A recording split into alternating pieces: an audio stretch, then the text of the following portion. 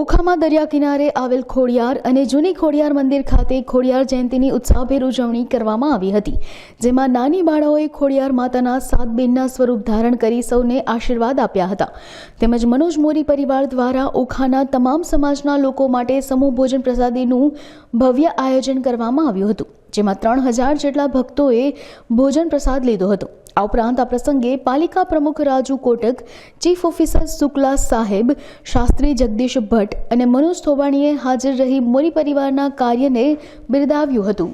આપણે આજે મહાન એટલે કે ખોડિયાર જયંતિ ગુપ્ત નવરાત્રિ મહામાસની ધર્મયાત્રા મહાસંઘ જિલ્લા અધ્યક્ષ દેવભૂમિ દ્વારકા જગદીશભાઈ શાસ્ત્રી અત્રે આપણે કુંભ મહા ચાલી રહ્યો છે.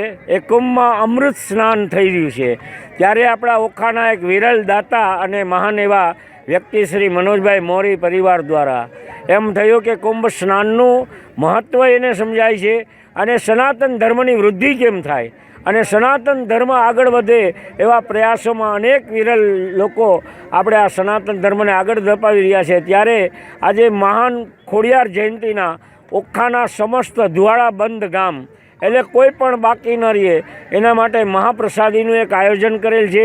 એમની સાથે મનાભાઈ થોબાણી, મનોજભાઈ મોરી પરિવાર. આજે મનોજભાઈ મોરી પરિવાર હંમેશા ખોડિયાર જયંતિમાં મા ખોડિયારના આશીર્વાદથી અનેક બાળાઓનું પૂજન કરી, સપ્ત બાળાઓનું અને બધા જ મા દેવીઓનું, નવદેવીનું પૂજન કરી અને અનેક લોકોને મહાપ્રસાદનું આયોજન કરી રહ્યા છે. તેમજ અનેક કોઈ પણ અપંગ, નિરાધાર અને કોઈ પણ વ્યક્તિઓને હંમેશા વસ્ત્રદાન કરી ભોજનદાન કરાવનાર એવા શ્રી મનોજભાઈ મોરી આ કાર્ય કરી રહ્યા છે. તેમાં સહયોગી શ્રી આપણા મનોજભાઈ થોબાણી પણ સાથે છે, એનું ગ્રુપ પણ સાથે છે. તો આજે આ મહાન દિવસ ઉજવાઈ રહ્યો છે. અસ્તુ કલ્યાણ, અસ્તુ કલ્યાણ.